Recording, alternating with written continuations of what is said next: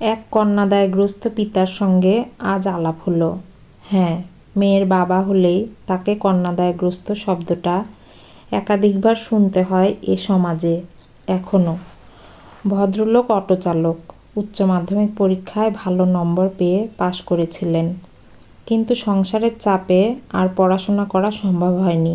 ভদ্রলোকের গায়ের রং বেশ কালো, লম্বা চেহারা, মাথায় সাদার থেকে কালো চুলের আধিক্য বেশি।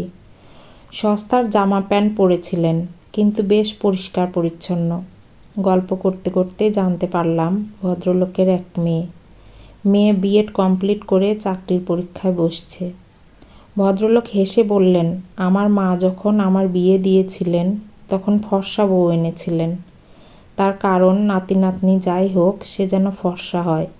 কিন্তু আমার মায়ের সেই ইচ্ছাতে জল ঢেলে দিয়ে আমার কন্যা আমার গায়ের রং পেল। আমিও আদর করে তার নাম দিলাম কৃষ্ণকলি। মেয়ে আমার সব কাজে পারদর্শী, লেখাপড়াতেও খুব ভালো। ভদ্রলোক বললেন, মেয়ের বিয়ের জন্য পাত্র খুঁজছি। গায়ের রং কালো বলে তেমন মনের মতো পাত্র পাচ্ছি না। আমার মনে হলো এই হলো আমাদের সমস্যা। চামড়ার মেলানিনের পরিমাণের হেরফেরের সমস্ত গুণ চাপা পড়ে গিয়ে সে হয়ে যাবে কম দামি। সহানুভূতির গলায় বললাম, চিন্তা করবেন না, আপনার মেয়ের এত গুণ, ওর খুব ভালো বিয়ে হবে। 2 মিনিট কথা বলার পরে অবশ্য বুঝলাম উনি কারোর সহানুভূতি চান না। ভদ্রলোক একটু হেসে বললেন, আসলে ওর একটা খুব ভালো সম্বন্ধ এসেছিল, বিয়ে ফাইনাল হয়ে গিয়েছিল। পাত্র চাকরি বাকরি করে,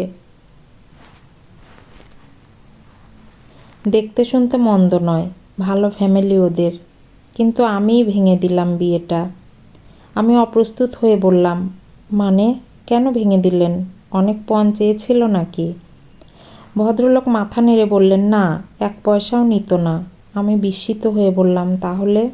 ভদ্রলোক আমাকে চূড়ান্ত চমকে দিয়ে বললেন, আমার মেয়ে প্রতি মুহূর্তে অপমানিত হচ্ছিল তাই। আমি কিছুই না বুঝে বললাম, বুঝতে পারছি না দাদা। ভদ্রলোক আক্ষেপের গলায় বললেন, আত্মীয় স্বজন দিনরাত আমার কলিকে বলছিল, তুই খুব ভাগ্যবতী, তুই খুব লাকি যে তোর অমন ফর্সা সুদর্শন ছেলের সঙ্গে বিয়ে হচ্ছে। ছেলের বাড়ির দিকের আত্মীয়রাও নাকি বলেছে, তুমি খুব লাকি কৃষ্ণকলি, না হলে তোমার এমন গায়ের রঙে এমন ছেলে পাওয়া দুষ্কর। মেয়ে সেদিন প্রায় কাঁদো কাঁদো হয়ে আমার কাছে এসে বলল, বাবা, আমি এতটা ভাগ্যবতী হতে চাইনি। ছেলেও নাকি মেয়েকে ফোন করে বলেছে, কেমন লাগছে তোমার আমার সঙ্গে বিয়ে ঠিক হয়ে? নিজেকে নিশ্চয়ই খুব লাকি মনে হচ্ছে। এসব কথা শুনেই আমি ভেবে দেখলাম আমার মেয়ে তার কপালের ভার নিজেই বইতে পারবে, এতটা ভাগ্যবতী হতে হবে না তাকে লোকের দয়ায়। তাই বাড়ির সকলের অমতে গিয়েই আমি বিয়েটা ভেঙে দিলাম। যাদের মনে হবে বিয়ে করে আমার মেয়েকে ভাগ্য ফিরিয়ে দিচ্ছে না, তাদের সঙ্গে মেয়ের বিয়ে দিব। ভাগ্যবতী শব্দের ভার বহন করার দরকার নেই কলির। যদি চাকরি পায় ভালো, না হলে আরেকটা অটো কিনে দেব, ও চালাবে। নিজের ভাগ্য নিজে তৈরি করবে, কারোর দয়া লাগবে না ওর। আমি অভিভূত হয়ে দেখছিলাম ভদ্রলোককে। বললাম, তো বিয়েটা ভেঙে দেবার পরে আপনার মেয়ের কি বক্তব্য? ভদ্রলোক বললেন, মেয়ে আমার কানে কানে বলেছে আমার বাবা বেস্ট। ভদ্রলোক বললেন, আরে ওর গায়ের রং আমার মতন, ভাবনাও আমার মতোই হবে না? লোকে আমাকে বলেছে কন্যাদায়গ্রস্ত বাবার নাকি এত তেজ ভালো নয়। আমি বলেছি, কন্যা আমার কাছে দায় নয়, আমার অহংকার। অকারণে লোকের করুণার পাত্রী হতে যাব কেন? কি নেই ওর? সব আছে ওর। আমি ওকে সবটুকু দিয়ে মানুষ করেছি, কোনো অবহেলা পায়নি ও কোনো দিন।